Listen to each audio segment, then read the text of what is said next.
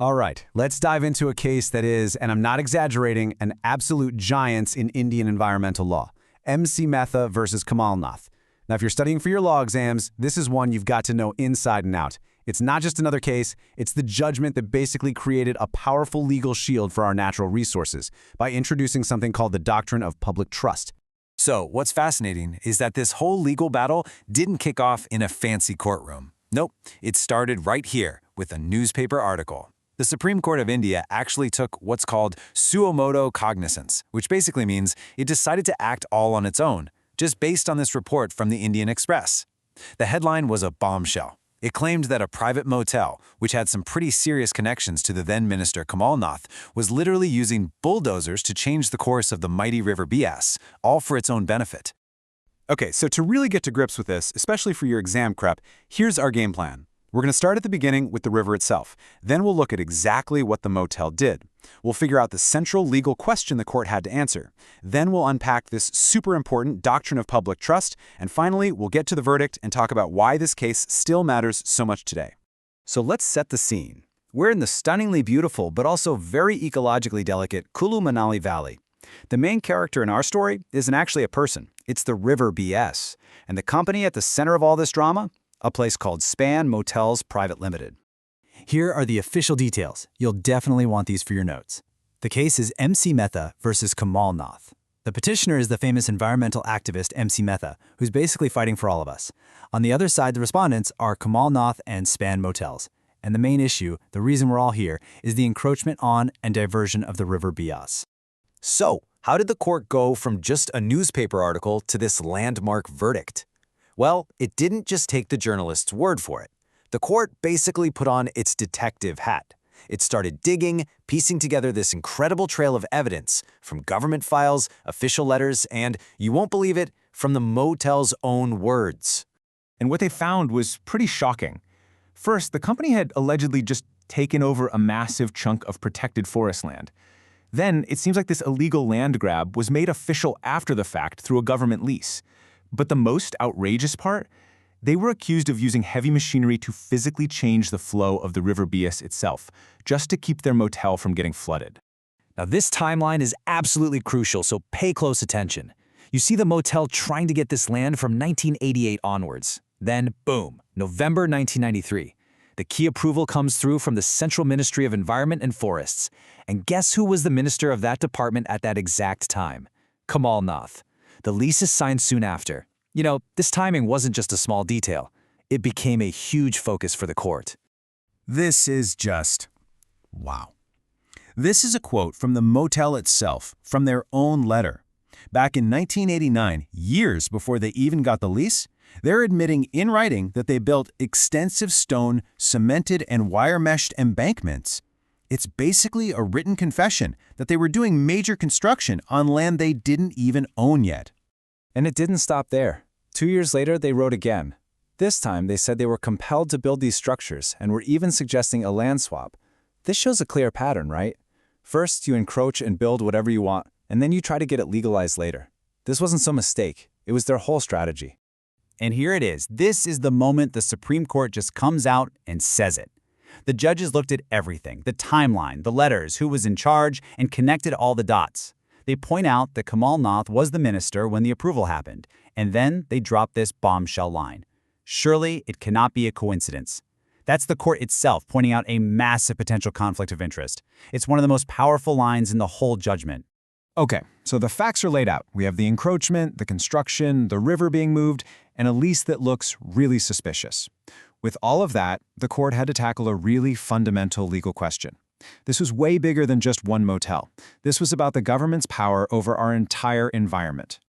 And this is the million-dollar question. Can the government, which is supposed to be the guardian of public land, of our rivers and forests, just give it away to a private company to make money? Seriously, what are the limits on the government's power when it comes to the environment that belongs to all of us? Now, to answer that huge question, the Supreme Court did something brilliant. It didn't just make up a new rule, it reached way back into legal history and pulled out this ancient but incredibly powerful idea, bringing it right into the center of Indian law. And that idea is the doctrine of public trust. For your exams, if there's one concept from this case you have to nail, it's this one. So, what is it? Let's break it down. The doctrine of public trust basically says that things like rivers, forests, and even the air, they aren't owned by the government like it owns an office building. Instead, the government holds these precious resources in trust for all of us, the public. The government is a caretaker, a guardian, not an owner who can do whatever it wants. And this is not some brand new concept. It's got really deep roots. You can trace it back to Roman law, where they believed things like rivers belong to everyone. In English law, the king might have technically owned the rivers, but he couldn't just sell one off because the public had a right to use it. Then American courts took it even further, to protect lands just because they were ecologically important. So the Indian Supreme Court was building on a very solid foundation. And this right here is the moment it becomes law in India. The court says it loud and clear. The state is a trustee.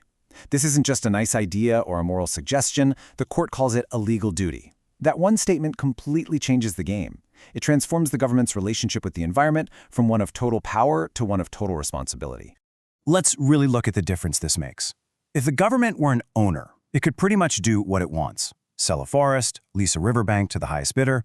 But as a trustee, its hands are tied. It has a duty, like a legal obligation to protect that resource for everyone, for us, the public. So any deal that harms the public's right to that resource is a flat-out breach of that trust. So, armed with this incredibly powerful doctrine, what did the court do? How did it deliver its final verdict? Well, it applied this idea of public trust directly to what Span Motels and the Himachal Pradesh government had done.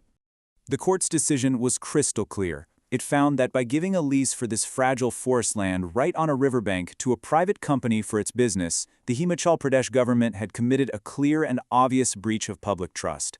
It had failed its duty as our trustee. Simple as that. And the court did not hold back when it came to the motel. I mean, look at the language. Illegal constructions, callous interference, degraded the environment. The court said it had no hesitation in finding that the motel had messed with the river's natural flow. There was zero doubt in their minds about who was to blame for the damage. But the court didn't just stop there. It also brought in another key idea in environmental law, the polluter pays principle. The logic is actually really simple, but it's powerful. If you're the one who pollutes or damages the environment, you are the one who has to fix it. The public shouldn't have to bear the cost of your mess. And this verdict had real teeth. The court laid out a very clear set of orders. 1. The illegal lease was canceled, gone. It was void from the very beginning. 2. The motel had to pay to restore the environment. An expert agency, NERI, would figure out the exact cost. 3. They had to tear down their constructions and give the land back. And finally, they were banned from ever polluting the river again. This wasn't just a slap on the wrist. This was a comprehensive cleanup order. So, we've walked through the facts, the law, and the verdict. But the real story of MC Mehta v. Kamal Nath is what happened next, its legacy. This case wasn't just about one motel. It changed the rulebook for every environmental case that came after it in India. Okay, for your exams, these are the absolute must-know takeaways. This case made the doctrine of public trust and the polluter pays principle real, enforceable parts of Indian law. It completely changed how we see the government's role. It's not there to help private companies exploit resources, it's there to protect them as a trustee, and maybe most importantly, it gave regular citizens like you and me a powerful legal weapon to hold the government's feet to the fire when it fails to do that job.